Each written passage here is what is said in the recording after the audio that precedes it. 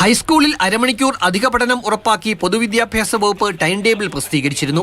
രാവിലെ 9:45 തുടങ്ങി വൈകിട്ട് 4:15 വരെയാണ് പുതിയ സമയക്രമം. സമയമാറ്റം മതവിദ്യാഭ്യാസം നടത്തുന്നവർക്ക് ബുദ്ധിമുട്ടാണെന്ന പരാതിയാണ് സമസ്ത അടക്കമുള്ളവർക്ക്.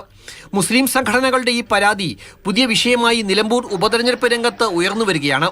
മുഖ്യമന്ത്രിയെ അടക്കം സമസ്ത പരാതി അറിയിക്കുകയും ചെയ്ത പശ്ചാത്തലത്തിലാണ് വിദ്യാഭ്യാസ മന്ത്രിയുടെ പ്രതികരണം. നമ്മുടെ കുട്ടികൾ അരമണിക്കൂർ കുറച്ച് പഠിച്ചാൽ മതി എന്ന് നാട്ടിൽ ജനങ്ങൾ തീരുമാനിച്ചാൽ നമുക്ക് പ്രശ്നമൊന്നുമില്ല, ഒരു കുഴപ്പമില്ല.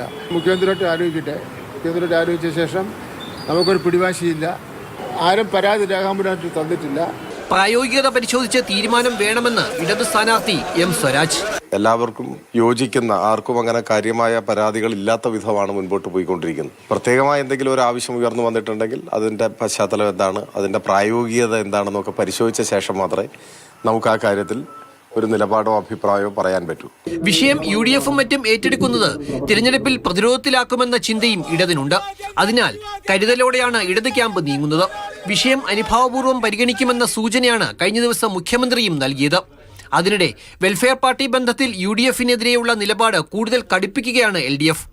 അടുത്ത ദിവസം മണ്ഡലത്തിലെത്തുന്ന പ്രിയങ്ക ഗാന്ധി ജമാഅത്തെ ഇസ്ലാമിയോടുള്ള കോൺഗ്രസിന്റെ അഖിലേന്ത്യാ നിലപാട് വ്യക്തമാക്കണമെന്ന് CPM.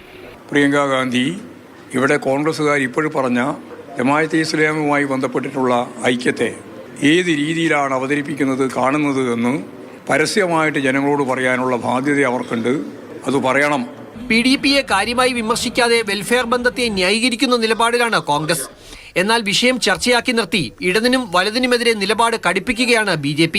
ഈ പീഡ രാഷ്ട്രീയം അവർക്ക് ഒറ്റ മാർഗമായിട്ട് കാണുന്ന ഈ രണ്ട് പാർട്ടികളാണ്.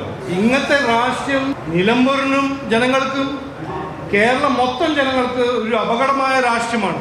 പെരുന്നാൾ അവധിയുമായി ബന്ധപ്പെട്ട് നേരത്തെ LDFും UDFും തമ്മിലുണ്ടായ വാക്പോര് മണ്ഡലത്തിൽ സജീവ ചർച്ചയായിരുന്നു. ഇതിന് പിന്നാലെയാണ് സ്കൂൾ സമയമാറ്റ വിഷയവും നിലമ്പൂരിൽ നിറയുന്നത്. PDP വെൽഫെയർ പാർട്ടി നിലപാടുകളെ ചൊല്ലിയുള്ള മുന്നണികളുടെ പോര് ഒരു വശത്ത് കനക്കുകയും ചെയ്യുകയാണ്. എന്തായാലും തെരഞ്ഞെടുപ്പ് അടുക്കുമ്പോൾ എല്ലാ വിഷയങ്ങളും വിവാദത്തിലേക്ക് വഴിമാറുന്നു.